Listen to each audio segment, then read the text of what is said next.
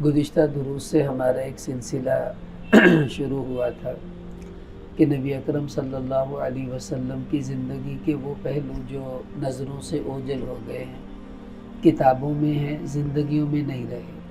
ان کا تذکرہ ہو تاکہ وہ ہماری زندگی میں آ جائیں،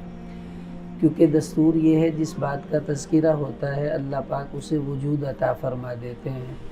اور جن چیزوں کے تذکرے ختم ہو جاتے ہیں وہ چیزیں بھی ختم ہو جاتی ہیں۔ تو اس میں بہت سی سنتیں گزری جو وضو سے متعلقہ تھیں، غسل سے متعلقہ تھیں، نماز کے بارے میں تھیں، گھر کے بارے میں تھیں۔ آج وہ سنتیں جن کا تعلق سفر سے ہے، اور یہ ہم سب کو پیش آتا رہتا ہے، ظاہر ہے سفر خوشی میں، غمی میں، کاروباری لحاظ سے، ویسے تعلیمی لحاظ سے، رشتہ داروں سے ملنے میں ڈھیروں بار ہمیں سفر کرنے پڑتے ہیں۔ اب کچھ ایسی سنتیں ہیں سفر کی جو بہت معروف ہیں، مطلب سب کو پتہ ہے سفر پر جائیں تو بھئی 2 نفل پڑھ کر جانا چاہیے، گھر سے نکلیں بسم اللہ توکلت علی اللہ یہ والی دعا پڑھیں، اور سفر کی دعا وہ پڑھ لیں، یہ تو معروف ہیں۔ اب کچھ ایسی سنتیں ہیں جو ہمارے نبی علیہ السلام کی زندگی کے عمل ہیں لیکن معروف نہیں ہیں، وہ کیا ہیں؟ صحیح بخاری میں حدیث آتی ہے، آپ صلی اللہ علیہ وسلم کے بارے میں صحابہ فرماتے ہیں کہ لَقَلَّمَا كَانَ رسول اللہ صلی اللہ علیہ وسلم يخرج الا فی یوم الخمیس، اور دوسری حدیث میں آتا كَانَ يُحِبُّ أَن يَخْرُجَ يَوْمَ الخمیس، کہ حضور علیہ السلام جب سفر فرماتے تھے تو آپ کو سب سے زیادہ پسندیدہ دن سفر کے اندر جمعرات کا تھا، کہ آپ کی چاہت ہوتی تھی کہ اگر کوئی سفر میں کروں گا تو اس کا ابتدا جو ہے وہ جمعرات کے دن سے کرنی ہے۔ اب دیکھیں ہمارے 2 قسم کے سفر ہوتے ہیں، کچھ سفر ہیں جو مجبوری کے ہیں، اچانک کہیں جانا پڑ گیا، وہ تو ظاہر ہے آپ کچھ نہیں کر سکتے۔ کچھ ایسے سفر ہیں جو ہمارے انتظامی ہوتے ہیں، جیسے ہمارے ساہیوال کے بہت سے تاجر لاہور جاتے ہیں تو وہ جمعے والے دن جاتے ہیں، چونکہ یہاں جمعے کو چھٹی ہوتی ہے، وہاں پر کھلا ہوا ہوتا ہے، تو انہیں یہ ترتیب ذرا بہتر لگتی ہے، تو اب یہ ان کی انتظامی مجبوری ہے، تو اس کا بھی کوئی مسئلہ نہیں۔ لیکن اگر آپ کو اختیار ہو کہ آپ جب چاہیں سفر کر لیں، کوئی آپ کی مجبوری نہیں ہے، تو پھر ہمیں چاہیے کہ ہم اپنے سفر کی ابتدا جمعرات کے دن سے رکھیں، چونکہ آپ صلی اللہ علیہ وسلم کو پسند تھا جمعرات کو سفر کرنا، اور یہ حضور کی وہ سنت ہے جس کا اہتمام اب ہمیں دکھتا نہیں ہے۔ مطلب یہ کہ کوئی ایسا بھی بندہ ہونا چاہیے جو کہے نہیں یار بدھ کو نہیں، جمعرات کو چلیں گے، چونکہ جمعرات کو جانا ہمارے نبی کو پسند تھا، یا ترتیب جمعے کی بنی ہے وہ کہتا نہیں یار ایک دن پہلے چلتے ہیں کیونکہ جمعرات کو جانا حضور علیہ السلام کی سنت ہے۔ تو اب یہ جب ہم سفر کوئی ایسا پلان کریں گے جس میں آگے پیچھے کر کر جمعرات لائیں گے ابتدا میں، تو اس سفر کی برکت، اس کی رحمت اور اس کے انوارات وہ آپ خود محسوس کریں گے کہ ہاں یار واقعی آج میں نے ایک سنت عمل سمجھ کر اپنے سفر کی ابتدا جمعرات سے کی ہے، تو بڑا نور مل رہا ہے، بڑا دل میں سکون ہے، بڑی خیر اللہ نے عطا کر دی ہے۔ تو یہ ایک عمل ہے جو ہمارے سامنے آ گیا، اب ہم اس کی نیت کر لیں۔ اگر ہمیں کبھی اختیار ملے سفر میں کہ بھئی جب آپ کہیں گے چلیں گے، تو پھر آپ جمعرات کا دن اختیار کریں، انشاءاللہ اس میں اللہ کی طرف سے برکت ہی ہوگی۔ دوسرا، جب سفر پر نکلے سواری میں بیٹھ گئے تو جامع ترمذی میں روایت آتی ہے حضرت علی رضی اللہ تعالیٰ عنہ ایک مرتبہ سواری پر بیٹھے، تو بیٹھنے کے بعد انہوں نے 3 دفعہ کہا اللہ الحمدللہ الحمدللہ الحمدللہ، پھر 3 دفعہ کہا اللہ اکبر اللہ اکبر اللہ اکبر، پھر ایک بار کہا سبحانک انی قد ظلمت نفسی فاغفر لی فإنہ لا یغفر الذنوب الا انت، کہ یا اللہ تو ہر عیب سے پاک ہے اور تو ہی مغفرت کرنے والا ہے، تیرے علاوہ کوئی نہیں کر سکتا، لہٰذا تو میری مغفرت فرما دے۔ تو یہ کہہ کر حضرت علی رضی اللہ تعالیٰ عنہ مسکرانے لگے، تو شاگردوں نے پوچھا کہ آپ کیوں مسکرا رہے ہیں؟ فرمانے لگے ایک مرتبہ میں اسی طرح رسول اللہ صلی اللہ علیہ وسلم کے ساتھ سواری پر بیٹھا تو حضور علیہ السلام نے بیٹھتے ہی 3 دفعہ الحمدللہ کہا، پھر 3 دفعہ اللہ اکبر کہا، پھر 1 دفعہ سبحانک انی قد ظلمت نفسی فاغفر لی فإنہ لا یغفر الذنوب الا انت یہ پڑھا، اور پھر حضور بھی مسکرائے۔ تو میں نے پوچھا من ای شیء ضحکت یا رسول اللہ، کہ حضور آپ کیوں ہنس رہے ہیں؟ مطلب کوئی ہنسنے کی بات بھی نہیں ہوئی، کوئی ایسا عمل بھی نہیں کسی نے کیا، اور آپ ان دعاؤں کو پڑھنے کے بعد مسکرا رہے ہیں، یہ مسکرانے کا موقع تو نہیں تھا۔ آپ صلی اللہ علیہ وسلم نے فرمایا اے علی ان ربک لیعجب من عبدہ اذا قال رب اغفر لی ذنوبی، کہ اے علی جب بندہ اللہ سے کہتا ہے اے میرے رب میرے گناہوں کو معاف فرما دے، تو اللہ تعالیٰ بندے کی اس بات سے بہت خوش ہوتے ہیں۔ تو چونکہ میں نے بھی ابھی مغفرت والی بات کی تو اللہ خوش ہوئے، تو میں اللہ کی خوشی کی وجہ سے ہمارے نبی بھی مسکرا دیے، تو آپ کے مسکرانے کی وجہ آپ نے بتائی کہ اللہ خوش ہوتے ہیں، اور یہی میری خوشی کی بھی وجہ تھی۔ اور دیکھیں علماء نے لکھا کہ یہ سنت ہے کہ جس موقع پر ہمارے نبی مسکرائے اس موقع پر مسکرانا یہ اس موقع کی سنت ہوتی ہے، وہاں پر ہنسنا چاہیے، مسکرانا چاہیے۔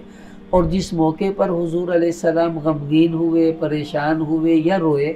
تو اس موقع پر ہمیں بھی غمگین اور پریشان ہونا چاہیے، اور رونا نہ آئے تو رونے کی شکل بنانی چاہیے، کیونکہ اس وقت اس بات کی سنت یہی ہے جو آپ صلی اللہ علیہ وسلم کا عمل ہمارے سامنے آ جائے۔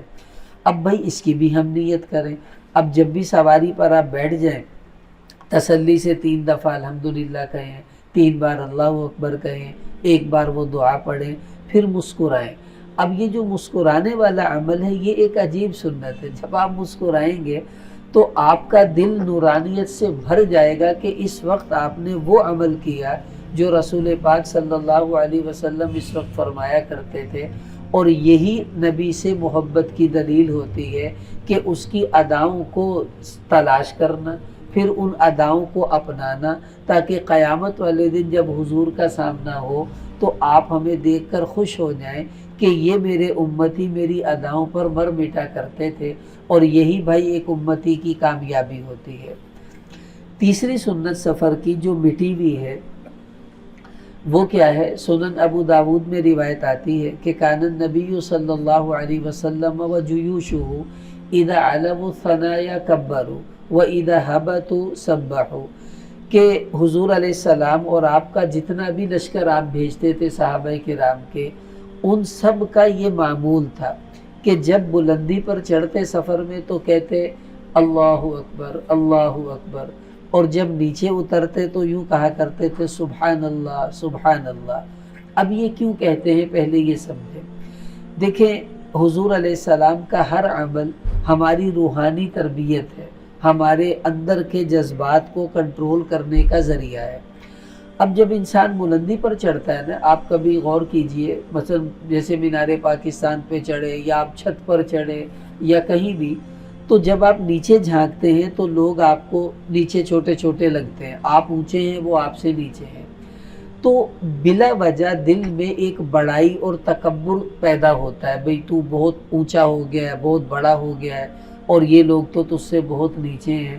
اور ظاہری سی بات ہے تکبر اور اپنے آپ کو بڑا سمجھنا یہ اللہ کو پسند نہیں ہے۔ تو اب جب ہم اوپر چڑھیں گے اور دل میں یہ جذبات آئیں گے بھئی میں بہت اونچا ہو گیا ہوں، تو فوراً ہم کہیں گے اللہ اکبر، نہیں نہیں نہیں، سب سے بڑی ذات تو اللہ کی ذات ہے، تو تھوڑا سا بلند ہو کر اتنا خوش نہ ہو، تجھ سے ایک بہت بڑی ذات ہے جس کا کوئی مقابلہ نہیں کر سکتا۔ یہ کہتے ہی ہمارے دل کے تکبر کا علاج ہو جائے گا، اللہ تعالیٰ دل صاف فرما دیں گے۔ اور جب ہم نیچے اترتے ہیں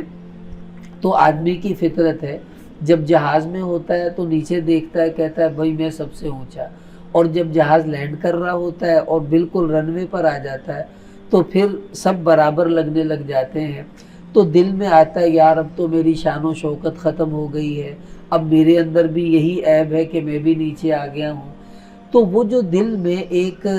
یوں کہہ لے کہ چھوٹے پن کی کیفیت پیدا ہوتی ہے، اپنے آپ کو عیبدار سمجھنے کی حالت آ جاتی ہے تو فوراً بندہ کہتا ہے سبحان اللہ کہ ہر عیب سے پاک تو اللہ کی ذات ہے۔ اگر تیرے اندر کوئی عیب آ گیا تو کیا ہوا، تو انسان ہے، خدا تو نہیں ہے۔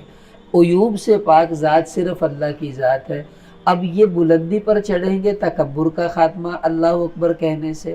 اور اترتے ہوئے سبحان اللہ کہیں گے تو احساس کمتری کا جو جذبہ پیدا ہوتا ہے اللہ پاک اس کا خاتمہ فرما دیتے ہیں۔ تو اب یہ ایک سنت ہے۔ اب جب آپ مثلا لاہور جائیں گے تو پتوں کی سے پہلے ایک پل آتا ہے روڈ کے اوپر، اب وہ جب چڑھیں تو اللہ اکبر، اتریں تو سبحان اللہ۔ آپ ملتان جائیں گے تو تقریباً 3 پل آتے ہیں، کسووال میں آئے گا خانے وال سے پہلے، اور ایک بالکل خانے وال کے قریب جا کے آ جائے گا۔ تو ان پر چڑھتے ہوئے اللہ اکبر، اترتے ہوئے سبحان اللہ کہیں۔ اپنے شہر میں، ہمارے شہر میں 3 بڑے پل ہیں، ایک یہ ہمارے بالکل پیچھے ہے، ایک اڈے والا ہے، اور ایک یہ جو اس طرف کو بنا ہے نیا۔ اب جب بھی آپ کہیں سفر کرتے ہوئے ان پلوں پر چڑھتے ہیں، بائک پر ہیں یا پیدل ہیں یا سائیکل پر ہیں، تو بھائی اپنی عادت بنائے، پل چڑھنا شروع کریں اللہ اکبر، اترنا شروع کریں تو سبحان اللہ۔ تو کم از کم یہ زندگی کا ایک پہلو تو سنت کے مطابق ہو۔ مری گئے ہیں اور کسی پہاڑی علاقوں میں گئے ہیں، وہاں تو سڑکیں ہیں ہی اونچی نیچی، تو وہاں تو بار بار یہ والی سنت آپ کو زندہ کرنے کا موقع ملے گا۔ تو اس کی عادت ہم خود بنائیں۔ اور اگر آپ گھر میں سیڑھیاں ہیں، مثلا بعض لوگ اوپر والے پورشن میں رہتے ہیں، اب وہ دن میں کئی دفعہ سیڑھی چڑھتے بھی ہیں، سیڑھی اترتے بھی ہیں، تو یہ بھی سنت ہے کہ چڑھتے ہوئے اللہ اکبر، اترتے ہوئے سبحان اللہ۔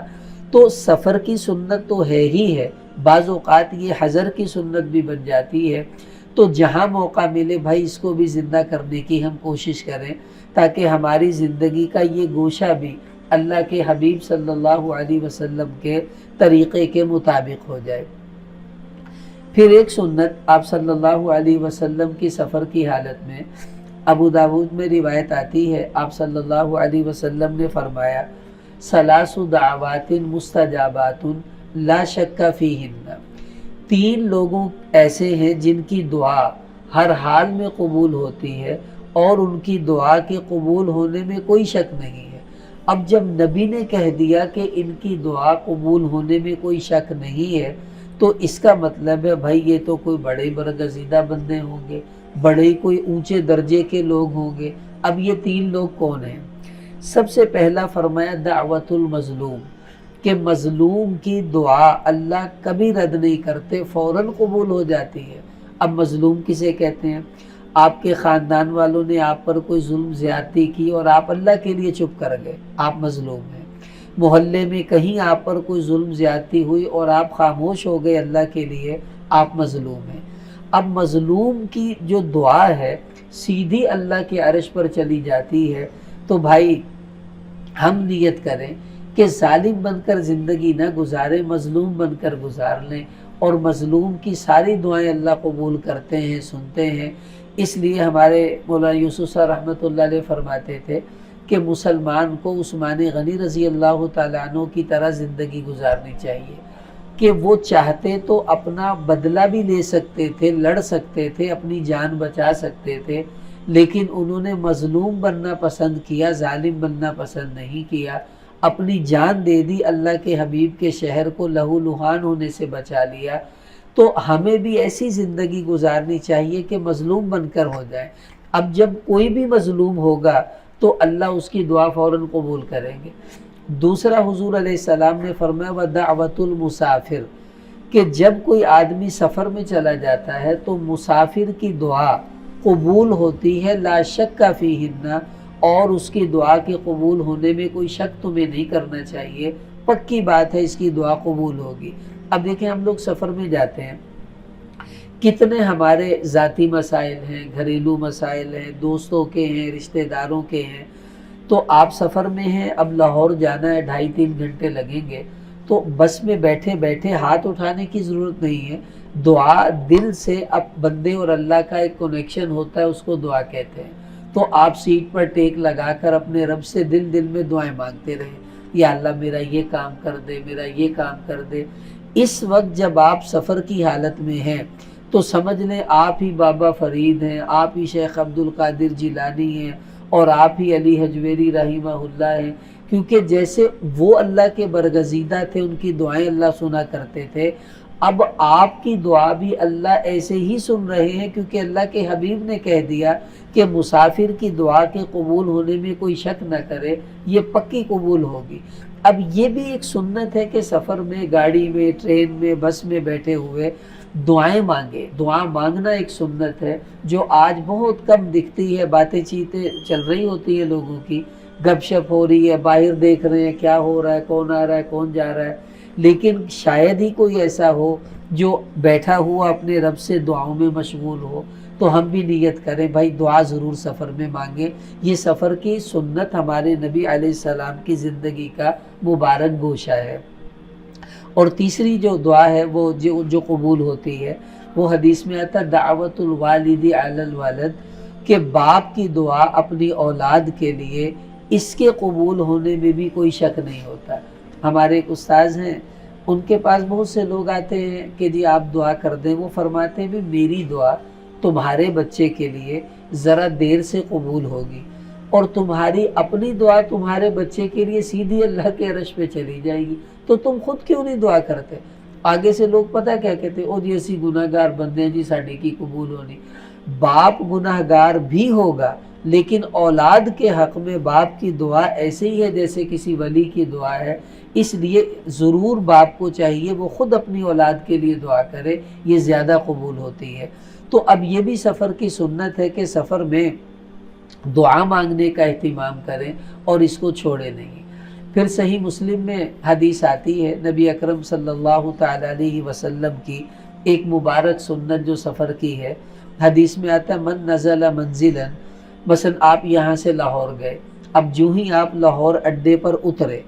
تو اترتے ہی آپ یہ دعا پڑھیں، اعوذ بکلمات اللہ التامات من شر ما خلق۔ ایک لائن ہے، اعوذ بکلمات اللہ التامات من شر ما خلق۔ فرمایا جب بندہ یہ دعا پڑھ لیتا ہے تو لم یضرہ شیء حتی یرتحل من منزلہ، تو جب تک وہ وہاں سے واپس اپنے گھر نہیں آ جاتا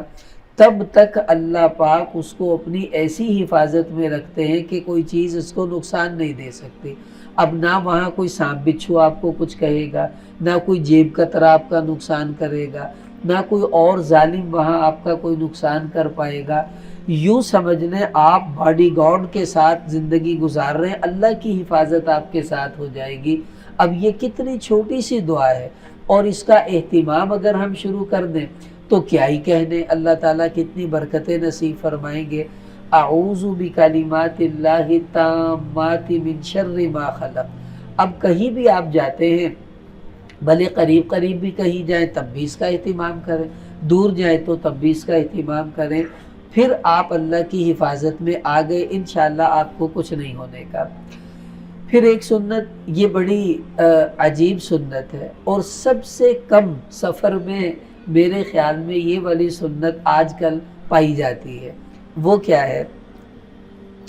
صحیح بخاری میں حدیث آتی ہے کہ کان النبی صلی اللہ علیہ وسلم اذا قدم من سفر بدأ بالمسجد فیرکع فیہ رکعتین، کہ آپ صلی اللہ علیہ وسلم جب سفر سے واپس تشریف لاتے تو آپ کی عادت یہ تھی کہ آپ سفر سے آ کر گھر نہیں جاتے تھے، پہلے مسجد میں آتے، 2 رکعت نماز پڑھتے، اس کے بعد اپنے گھر تشریف لے جاتے تھے۔ کیوں؟ اس لیے کہ جب انسان سفر سے آتا ہے تو وہ سب سے پہلے وہاں جاتا ہے جو اس کے نزدیک سب سے زیادہ محبوب ہوتا ہے، جس سے اس کو سب سے زیادہ پیار ہوتا ہے، پہلے وہاں جاتا ہے۔ جیسے ہم گھر میں جاتے ہیں تو کوشش ہوتی ہے پہلے سیدھا ماں کے پاس جائیں، کیونکہ ماں سے پیار ہے، اس سے محبت ہے، پھر اپنے بیوی بچوں کے پاس ہم جاتے ہیں۔ تو جب ہم تولیں گے نا تو سب سے زیادہ ایمان والے کی محبت تو اپنے رب سے ہونی چاہیے۔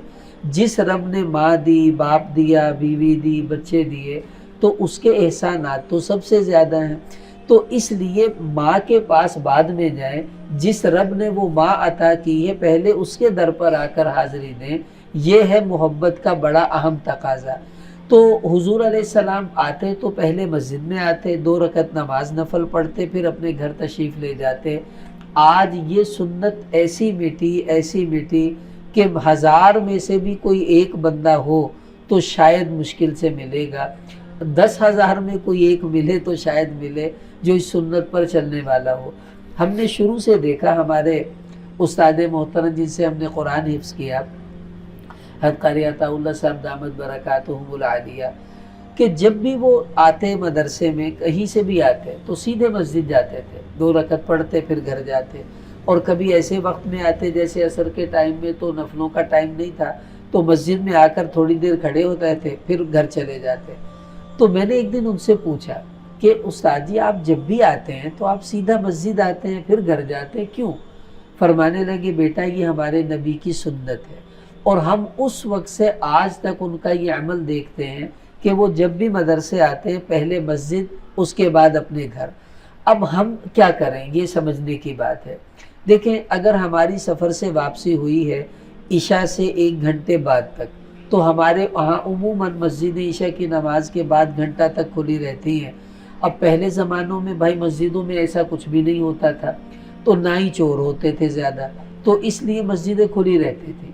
اب تو یہ ہے کہ مسجد تھوڑی دیر کھلی رہے تو بہت سی چیزیں غائب ہو جاتی ہیں، تو مجبوراً مسجدوں کو تالا لگانا پڑتا ہے۔ اب آپ سفر سے آئے ہیں 10 بجے 11 بجے، اب تو کوئی مسجد کھلی نہیں ملے گی، تو اب اس سنت پر عمل کیسے کریں گے؟ دیکھیں عموماً اڈوں کی مسجدیں کھلی رہتی ہیں، یعنی ان کا ایک پورشن جو باہر والا ہوتا ہے وہ اکثر کھلا رہتا ہے، ایسے اسٹیشن کی مسجدیں بھی کھلی رہتی ہیں۔ تو اگر آپ ٹرین سے آئے ہیں تو اسٹیشن پر جو مسجد ہے اس میں چلے جائیں، اڈے پر اترے ہیں بس سے آئے ہیں تو وہاں چلے جائیں، اگر اپنی گاڑی پر ہیں تو راستے میں جو بھی مسجد قریب ملے کھلی تو وہاں کوشش کر لیں، اگر کوئی بھی نہیں ملی تو چلو کبھی تو ہمارا کوئی ایسا سفر ہوگا جس سے واپسی ایسے وقت میں ہوگی جب مسجدیں کھلی ہوں گی، تو تھوڑی سی ہمت کر کر ایک بار تو زندگی میں کم از کم سفر سے واپس آئیں تو مسجد میں آ کر 2 رکعت پڑھ کر پھر گھر چلے جائیں، تاکہ اپنے محبوب صلی اللہ علیہ وسلم کی زندگی کا یہ پہلو بھی ہم زندہ کر سکیں۔ اور بھائی جب ایسا وقت ہو مثلا کہ نفلوں کا ٹائم نہیں ہے، یا آپ کا وضو نہیں ہے، یا آپ نفل پڑھ نہیں سکتے، کوئی بھی ایسی مجبوری ہو سکتی ہے، تو اتنا ہی کر لیں کہ مسجد میں آ کر تھوڑی دیر کھڑے ہو جائیں اور اس کے بعد چلے جائیں، تب بھی انشاءاللہ اس سنت پر عمل ہو جائے گا، اور رسول اللہ صلی اللہ علیہ وسلم کی زندگی کا یہ ایک سنہری پہلو جو ہے وہ بھی ہم سے اللہ تعالیٰ ایک دفعہ زندہ کروا دیں تو یہ بہت بڑی ہمارے لیے سعادت ہے اور بہت بڑی خوش بختی ہے۔ تو اب یہ مختصر سی چند سنن میں نے عرض کی ہیں، اب نیت کر لیں جب بھی کبھی ہمیں قریب میں سفر کا موقع ملے تو ان تمام سنتوں کو اپنے سفر میں زندہ کرنے کی ہم کوشش کریں گے انشاءاللہ، تاکہ ہمارا سفر بھی رسول اللہ صلی اللہ علیہ وسلم کے طریقوں میں ڈھلا ہوا ہو، تب جا کر ہم کامل مسلمان بنیں گے۔ تو سب نیت کرتے ہیں انشاءاللہ۔ اللہ تعالیٰ مجھے بھی عمل کی توفیق عطا فرمائے، آپ حضرات کو بھی عمل کی توفیق عطا فرمائے۔